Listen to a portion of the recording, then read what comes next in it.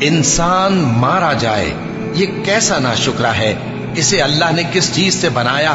نطفے سے بنایا، پھر اس کا اندازہ مقرر کیا، پھر اس کے لیے رستہ آسان کر دیا، پھر اس کو موت دی سو اسے قبر میں پہنچایا، پھر وہ جب چاہے گا اسے اٹھا کھڑا کرے گا۔ کچھ شک نہیں کہ اللہ نے اسے جو حکم دیا اس نے اس پر عمل نہ کیا۔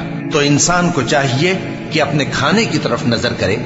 بے شک ہم ہی نے پانی برسایا، پھر ہم ہی نے زمین کو اچھی طرح پھاڑا، پھر ہم ہی نے اس میں اناج اگایا اور انگور اور ترکاری اور زیتون اور کھجوریں اور گھنے گھنے باغ اور میوے اور چارہ، یہ سب کچھ تمہارے اور تمہارے مویشیوں کے لیے بنایا۔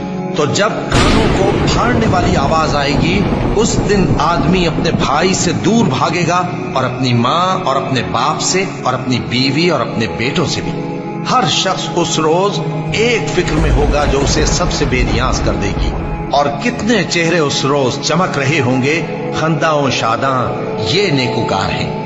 اور اس روز کتنے چہرے ایسے ہوں گے جن پر گرد پڑ رہی ہوگی اور ان پر سیاہی چڑھ رہی ہوگی، یہی لوگ ہوں گے انکار کرنے والے بد کردار۔